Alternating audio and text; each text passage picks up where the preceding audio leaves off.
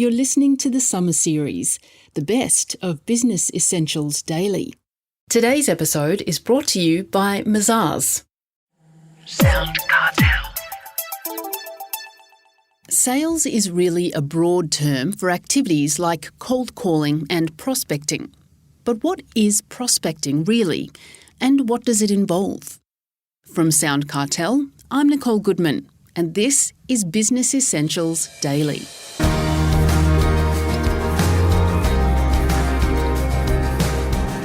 If you want to strike gold for your business, you've got to get prospecting. That's according to Ingrid Maynard, who brings more than 25 years' experience to the job of successful selling.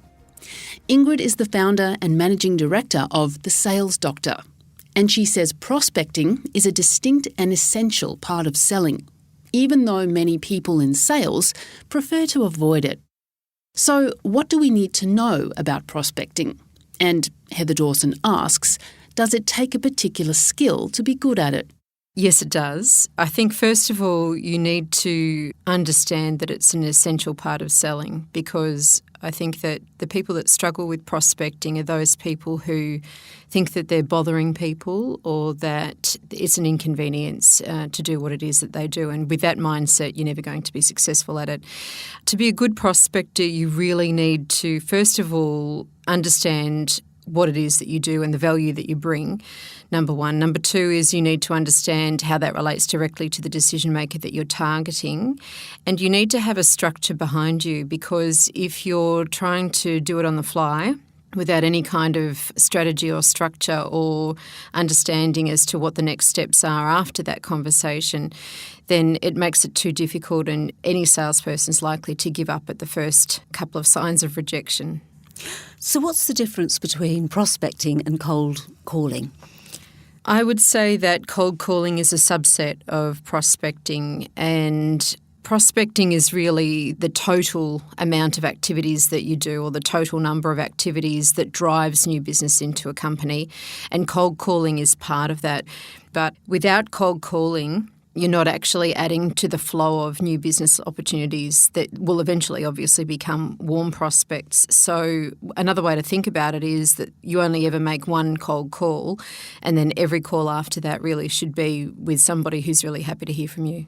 But is that why salespeople often avoid prospecting, Ingrid, because they equate it with cold calling, and they just don't want a cold call?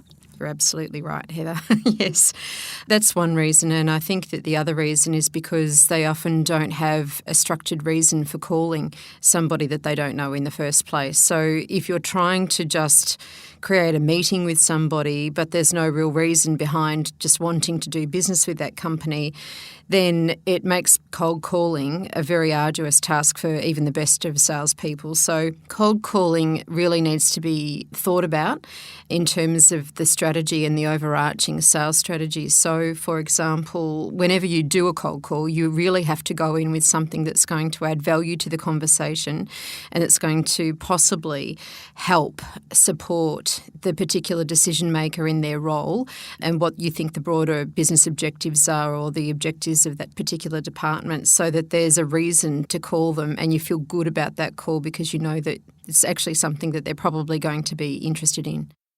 Now, Ingrid, you say that if you do prospecting consistently, it'll transform the way you sell. So what do you mean by that? Yeah, look, it's like anything, Heather. You really need to develop a muscle, and to build a muscle, you need to do something repetitively, and over time you break old habits, and then you build new muscle on top of that. And prospecting is exactly the same.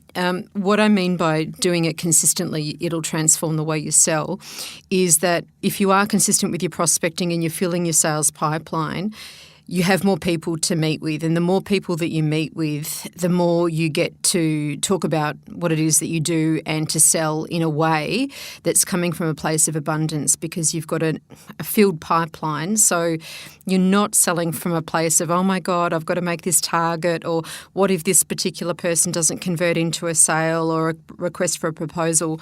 You can actually be completely present for each person that you're meeting with, knowing that if this one doesn't work out, or if you're not going to be a fit for that particular client, or if that client's not going to be a fit for what it is that you do and the kind of the way that you work, It's fine because there's a number of other people that, you've already got in your diary ready to meet with. And the only way that that's going to happen is if you continually prospect and make sure that that's a consistent part of your sales strategy.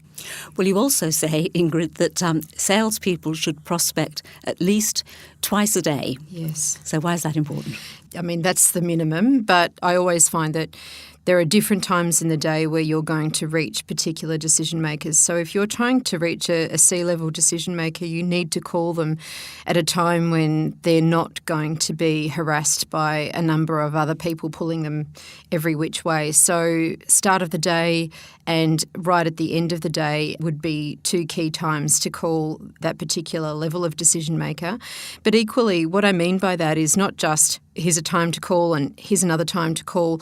Moreover, it's about being flexible about the times that you do call so that you have a number of different time slots scheduled in, particularly when you're trying to call a range of different decision makers. And the reason for that is you'll find over time that there's a pattern, and you'll find that once you get to know organisations and the organisations that you're trying to break into, they'll have certain days when the marketing team will have a meeting, or when the HR team's out, or the training team are delivering training, for example. And once you get an understanding as to which days they are, then you can organise to either call on different days for those particular companies, or you can find a time in the day where you're more likely to reach those decision makers. Well, talking of reaching the decision makers, it often means talking to other people in the hierarchy along the way. Yeah. And let's think of very defensive executive assistants, for example. Any tips on how to get through to the decision makers?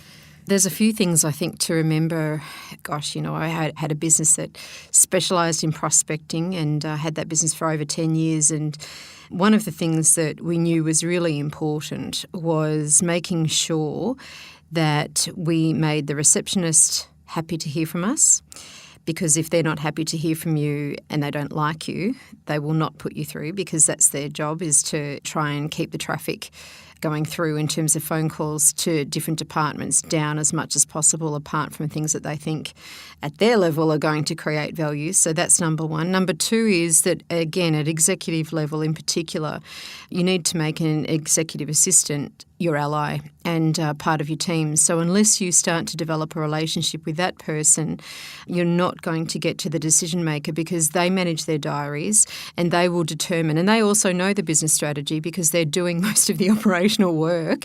So if you maintain a relationship with the executive assistant and they understand the value of what you're doing to that particular decision maker that they're looking after, they will make sure that you get some time, and they'll also advocate for you to that decision maker. So that's, I guess, before you reach the decision maker. If you actually happen to get through to the decision maker, then you get one shot. So my suggestion would be absolutely know why this call is something that this person needs to take, and also what value message you're trying to communicate. That was Ingrid Maynard, founder and managing director of The Sales Doctor.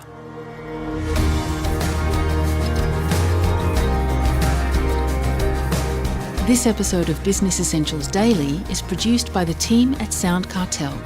Thanks for listening. I'm Nicole Goodman. We'll bring you more Be Daily tomorrow. Follow at BE Daily Podcast across social media, and head to bedaily.com.au for more from the Business Essentials Daily podcast. SoundCartel. This episode was brought to you by Mazars. To find out more, visit mazars.com.au. That's mazars.com.au.